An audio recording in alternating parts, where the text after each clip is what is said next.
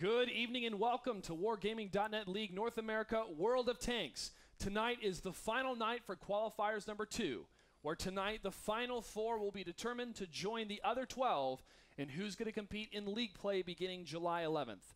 I'm Joshua Gray, callsign Clutch. Joining me to my right is Andre Gretorp Hengshua, as well as Randall Ruukil Holcomb, who will be on telestration and expert analysis as well. One of the best scouts in North America, let alone the world, and also a great dancer, as we have all found out recently.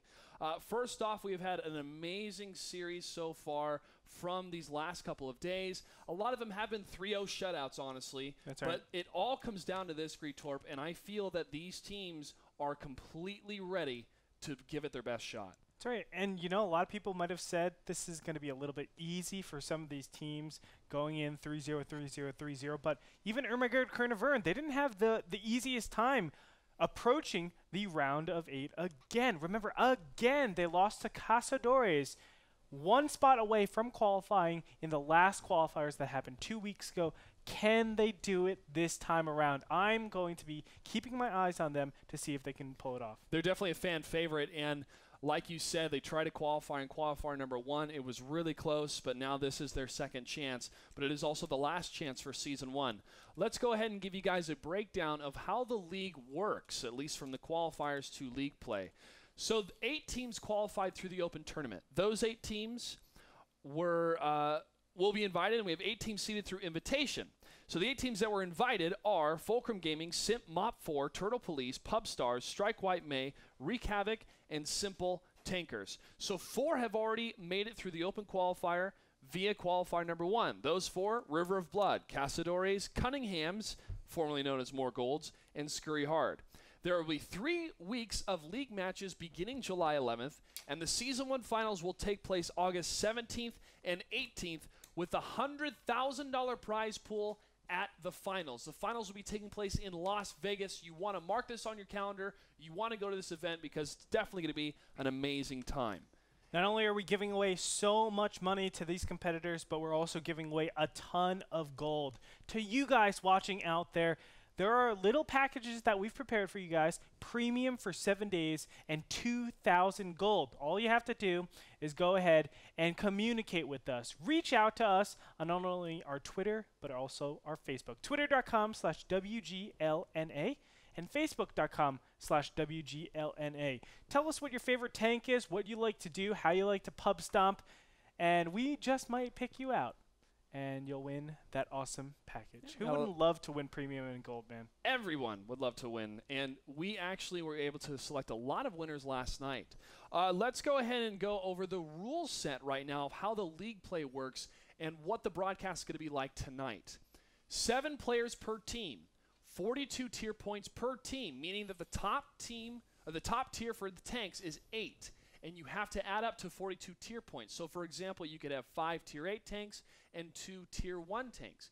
Each match is a best of 5, and all draws are replayed. A draw can work when there is not an 8-point difference. For example, if you have an engagement that happens and they still have a difference of 3 points, 4 points, 5 points between what tanks have been destroyed, it still counts as a draw. It has to be an 8-tier difference. And at the very end of the matches, we've seen a lot of crazy engagements, and sometimes we have to double-check and make sure, okay, who actually won there because we have to count up the tier points.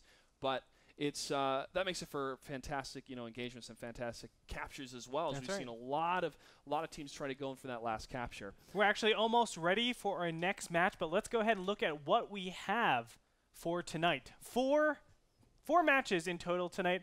First one is Nerve versus Warriors of Honor. We saw both of these teams from the last qualifier and this qualifier. Catfast Nation versus Refuse to Die.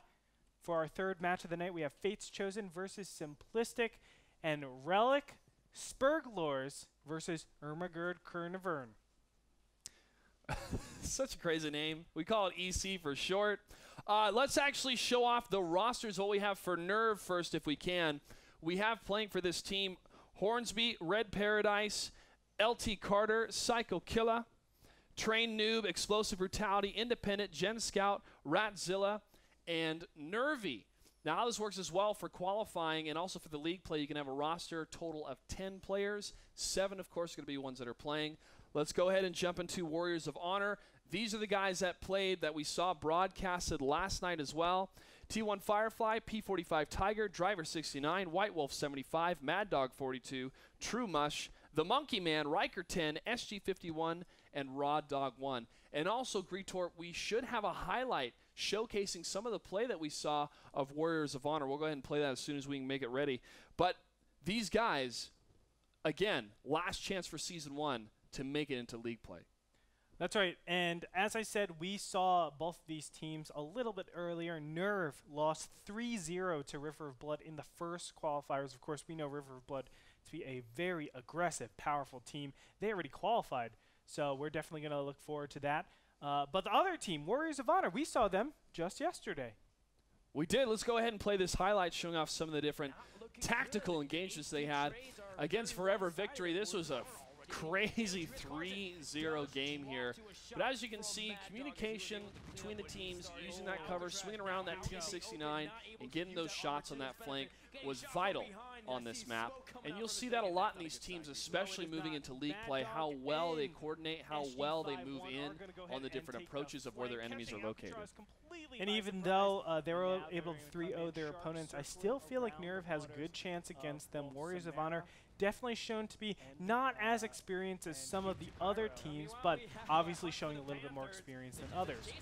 Still, I'm looking forward to see this first match, as it will be played on Mines. Now, of course, that's a lot different than Ensk, but still a lot of similarities at the same time. That's right. Let's go ahead and jump into the tank selection screen as we can see what different tanks have been chosen so far between these two different teams. And right now on Team 1, we have a T69, a T1, an IS-3, a T1, an AMX 1390, an AMX 5100, and a T69. IS-3 is an interesting choice, especially last night we saw how well the T32s were used in one of the engagements, using those heavier tanks that have kind of more of the absorption. T32s definitely with the turret armor that it has, the IS-3 with its angled armor allowing itself to absorb a lot of those shots. Looking forward to see how that's going to be used in this type of map.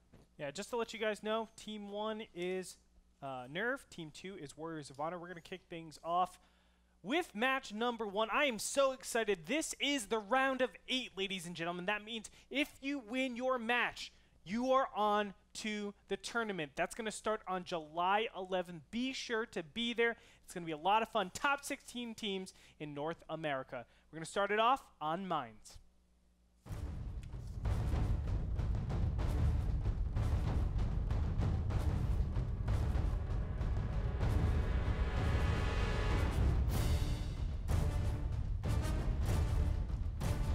Beautiful Mines it is, and we always have our good old friend Ruukil, the resident expert of World of Tanks in all things considered, to break it down. What's going on? What are the movements? All right, so right now I'm seeing from Warriors of Honor, it looks like they're going to push towards the island, the water side, the west.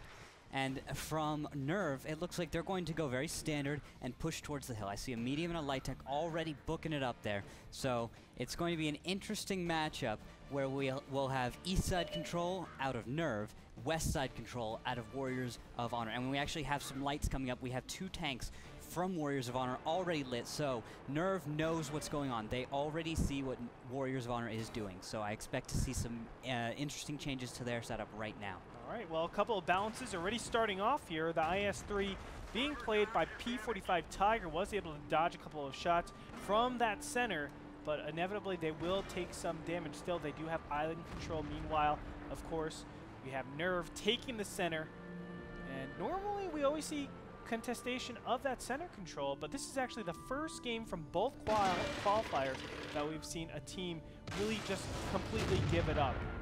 Yeah, Mad Dog 42 taking some more damage himself along with Tiger. Now Ruukil, I'm sure, is very excited because he loves to go water side on this map.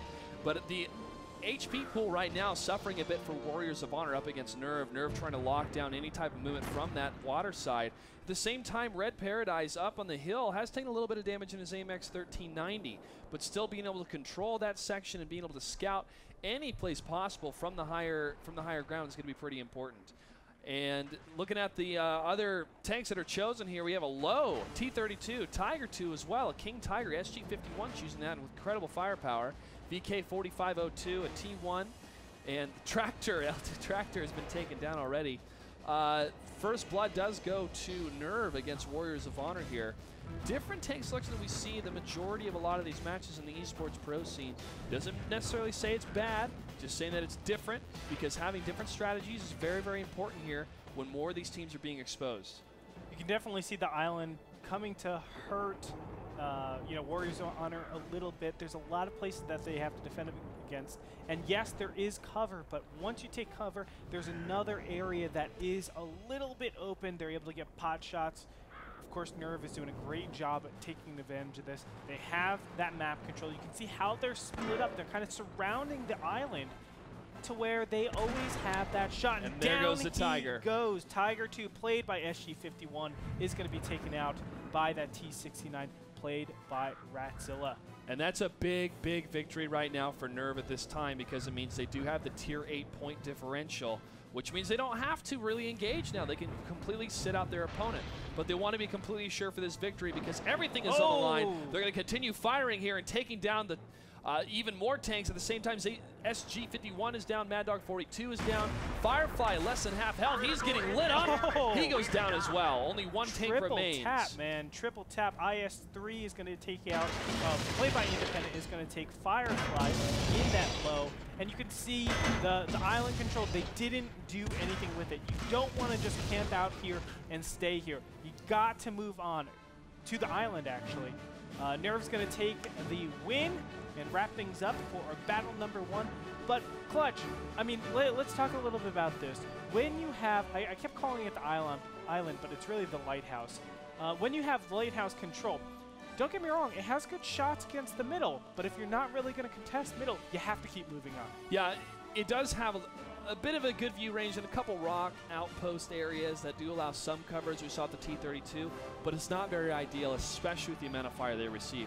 You've got to move forward, one of the mantras of Ruukil here, and continue to push down from the lighthouse to the south of the island, and then make that eastern push a bit. And yes, you're going to have to use that kind of indented valley type cover. They will have the high ground for a while, but once you get past that area where the hill is, you can use the cover that's available in that section to stop that crossfire and to try to flank and push against the flag to get them away from the hill. Of course, that's an ideal scenario, but that's what they should have done in this setup. I think they were caught off guard with the amount of fire that Nerve was able to pound against them, and it was very, very impressive first off. That's the thing. Nerve identified so fast exactly what Warriors of Honor were doing. And once they see, okay, you're going for the lighthouse, I know you're going to be over there, what are the main things I have to worry about? And that's normally the split push. You have some capping and some defending capping. But how they positioned it, they were able to surround, stop any aggression from going on into the island, and from there, it's just a matter of time. They're going to have the better shots. They're going to have the better capabilities of taking out HP, and of course, Nerve would take it. Ruukil, what are your thoughts on that game? Yeah, so I went and telestrated a little bit already for you guys to try and give you, to detail what was right and wrong with this. Now, Warriors of Honor went out to the lighthouse, one of the 2 waterside islands that one of them's not truly an island, but I call them that, so I just get away with that.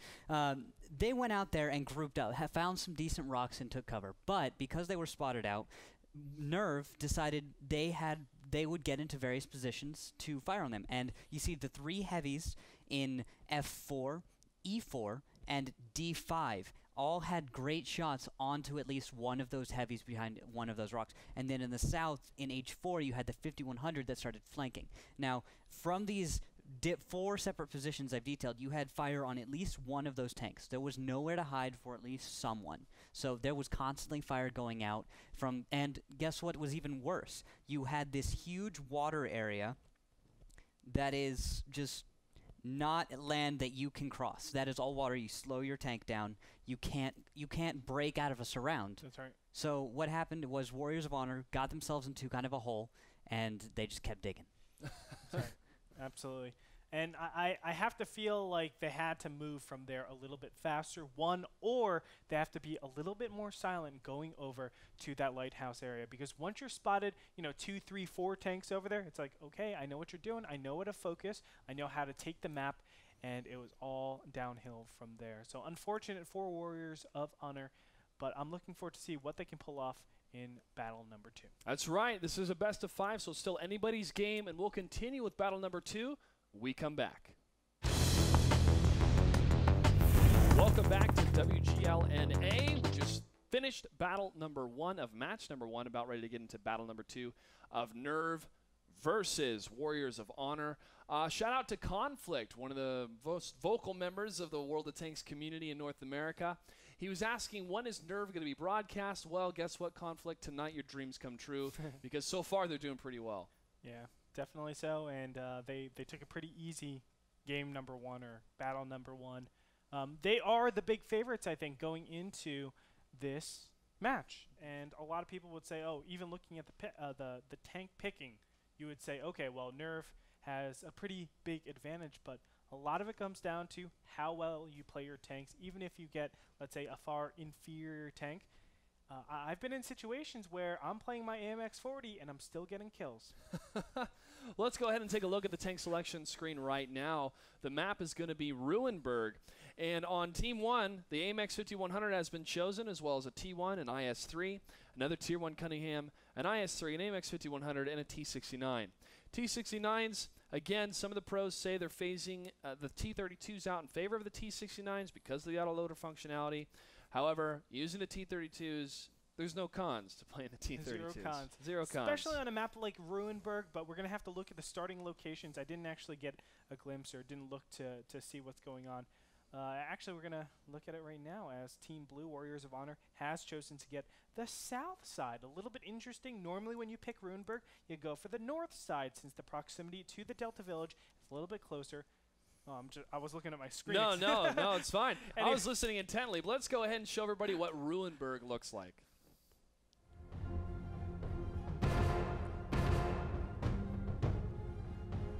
Crow, give me the bird. Did we pass it?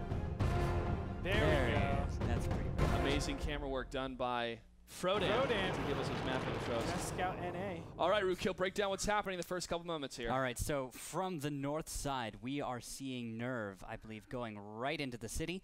And we see from the south a similar movement with 4 tanks, leaving 1 medium in K6. So I'm pretty sure we'll see some kind of fight if... no, wait, never mind. Looks like Warriors of Honor is actually going to take up a very defensive position in J1-2, so we might see a bit of a delay. While we have a little bit of time now, let's go ahead and go over the tank picks really quickly. Everything's just picked out. As you can see, the IS-3s are something that we should definitely focus on as we move into the city. 2 IS-3s for Nerve, I believe. Yes, Nerve. Yep. And only a single IS-3 for Warriors of Honor. And more shots fired coming across here. White Wolf 75, first one down, first blood. Down a scout, down a T1. Not good for Warriors of Honor, since they will use those scouts in any type of scenario to try to pick and place where their enemy is going to be, different paths they can take, and also, as we have seen in different engagements, they can put some pressure on the flag cap. Now, actually, one of the T1s on the side of Nerve is staying back towards his own base to cover the eastern section above the northwest side of that TIE fighter placement, as you guys can see on the map. And the map is split in half. You know, you have more of an open area on the east side and the city side on the Makes west. a lot of sense, because normally you have your opponent's T1s that are going to go and try capping, just displacing units and, of course, being a little bit troublesome. But now, no longer can that happen, because there is a T1 back there. You can easily just pen a fellow T1 and reset the cap if anything like that happens. Whoa! Psycho Killa going to be taken out over here, so Tier 1s are going to trade out after about 2 minutes of just shadow boxing from these 2 players. But now we have shots fired from Trained Noob and Explosive Brutality. They have discovered their enemies in their far back position and are backing off now after a few shots fired. And actually, P-45 Tiger took 1 good hit. He's down to 12-15. Yeah, he's about 75% hit points there, Ruukil. T1 Firefly trying to use those keyhole positions at that time in front of those bombed out buildings. Too bad the Air Force couldn't stay around to take down the rest of the enemy tanks here in this city. But that's probably why they call it Ruinberg, because most of this town is in complete ruins except for that church. Luckily enough, he was able to survive. And at that church, we'll see a number of the teams of Nerve holding down on those IS-3s and taking a little bit of a point here with the AMX 5100's T-69 on the other AMX 5100 to the rear at this time. Those IS-3s taking that point again can get some more absorb shots against that armor, while the AMX 5100s can move out into better positions on the flanking side. And they're going to do so at this time, moving past the church. Either going to stay in that approach. No, they're going to continue into the alleyway here and move down. Mad Dog 42 is spotted at this time. SG 51 as well, moving into a different area. The Monkey Man in the keyhole himself in the T-32 trying to line up any type of engagement he can. Tiger taking shots against Rats at this time. Independent trying to move in against any kind of flank. He's not going to be able to get a position here. And Red Paradise trying to work with his battle buddy to share that HP and to share that firepower. Lands another shot against the IS-3 against Tiger. Explosive Brutality is going to take a couple of hits here from Firefly. Very nicely done, followed up by that T-32. Monkey Man is going to connect. MX 5100 gets picked off. Very nice. Radzilla only 644 hit points, but here come the artillery. Well, not the actual artillery. IS-3s are going to the mobile artillery, indeed. That's what tanks are, man. And this is bad. SG-51 needs to get over here ASAP while his friends are just getting torn up. Down goes Firefly. Well, SG-51 is able to try to get some shots to the rear. Mad Dog 42 and that T-69 is in a bad spot since they can get in that keyhole position and shoot him right through. But he is a lower profile tank. No! Gets the kill right through that keyhole. Nice shot. SG-51, only one left alive here for Warriors of Honor. He's going to have to back up and hope for the best, and the best right now is going to be a swift death, it looks like, because Nerve has so many tanks and so much firepower ready to enlist pain upon that T-34-2. Red Paradise now moving into the IS-3, going to turn this corner, lock in a shot, and take it. He gets hit himself, tracked a bit. Oh, shot actually misses. He's going to line it up, AMX 5100. He's going to go for the ram.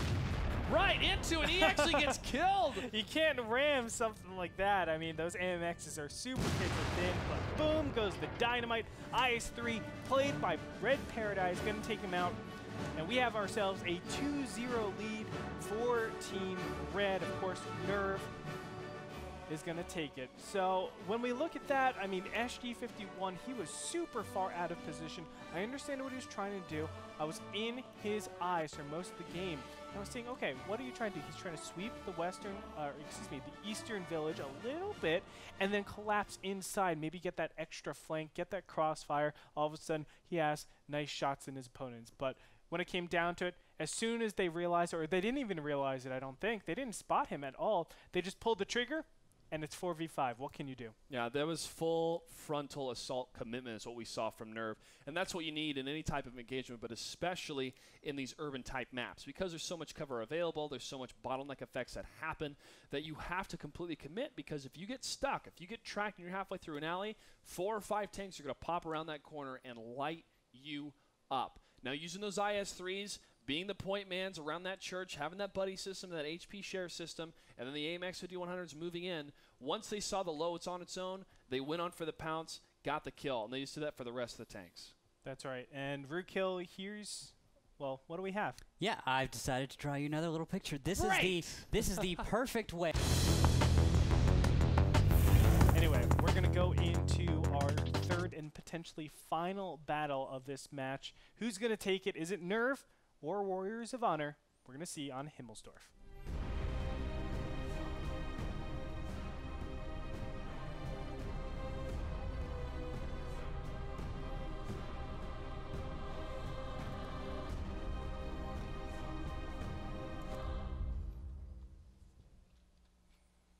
All right, Ruukil, break down what's happening in the first couple moments of the movement between these two teams. Yes, all right. So right now, as I see it, in the south from Nerve, it looks like we're going to see a very standard split. Tanks going off towards Tank Alley, towards the mid to cover across, and possibly down to cover the 3 lines. So that is what I'm seeing out of those teams. And from Warriors of Honor, it looks like we might see something down Tank Alley. It looks like they're staying together, grouped up. First tanks are spotted. And yes, there's the corner, and we'll see the rest group up following his teammate in just a moment. Shots fired. P-54 Tiger has been hit. 10-12 HP out of 1,500. That's a big hit, about 60% left on his tank. However, Firefly in the low, Riker in the Tiger 2, and the Monkey Man in the T-32 are going to push, along with the rest of the team here in the T-69. They're going to push Tank Alley, and this is going to be quite an aggressive play from Warriors of Honor. They know this is it. This is their last chance to qualify, and they are down 2 battles. If they lose, they're done until Season 2. And they're going to first approach Luchero in the IS-3. He's going to hit Tigerfly first on the side. Riker 10 trying to get some land, the Lannister hits as well, but he's taking a lot of damage himself, down 50% at this time. Monkey Man, the T-32, and P-54, the IS-3, moving across that alley as Firefly tries to get some shots against Independent. Luchero is in a bit of trouble here, but he's able to hold his own at that IS-3 against Riker at this time. Luchero is really nicely positioned. I love how he's getting in there, making sure that he can dodge and ricochet a lot of shots. The AMX 5100 though coming around to flank. And that low, flank. He's out of place. Firefly, watch your behind because you are getting crushed. Ratzilla moving with Trey Noob. One more shot. Firefly is going to go down. Waiting for it. There he goes. P-54 Tiger himself taking some hits in the IS-3. AMX 5100s have zero cares right now, mopping up everything on the blue side. Luchero staying alive in the IS-3 with only 343 hit points left. That L Tractor, Trumarsh still barely staying alive, and now it's the push, the March of Doom from Nerve. IS-3 Independent has taken some hits himself. Mad Dog 42 and the Monkey Man T-32. It could be a brawl between Independent and these two tanks. Monkey Man takes a hit himself. Independent is one shot down. One shot and he will go down. Psycho Killer trying to keep the T-32 distracted, saving his teammate. While Explosive Brutality moves in for the kill against the other T-69. Yeah, here the AMX 5100s are though, and this is really scary. T-32 trying to get a shot on someone, but they just keep moving around outside of his range, and it's really unfortunate. He is completely surrounded. Down, the T-32 will go, not before a T-1 is taken out, of course. But it's all a matter of time. T1 White Wolf is over in the corner as well. And they're just toying with, they're reloading. That's what's happening. They're reloading. They're also reveling in the victory. Nerve is one of the qualified teams that will make it to league play. A huge congratulations to them. They will be going up against the likes of Fulcrum Gaming, Simp, Mop 4, River of Blood, and others. And they have a piece. They could have a piece at the $100,000 prize pool. That's right. I mean, really, really fantastic play by Nerve. Just 1, 2, 3, hit him out of the park. They're going to take it. As you can see, we have 3 more matches coming to you after this, so make sure you stay tuned. But so far, the 5 that have qualified it, not only last qualifier, but this qualifier, River of Blood, the Cunninghams, a.k.a. More Gold, Cazadores, Scurry Hard, and, of course, Nerve. Yep. And it's only been match number 1, folks. Match number 2 is going to be started here in just a bit.